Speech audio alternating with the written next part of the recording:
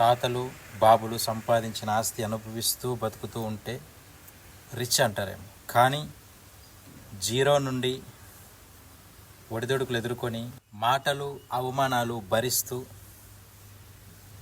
ఎదిగి వాడు సంపాదన మీద వాడు బతికితే వాడిని కింగ్ అంటారు.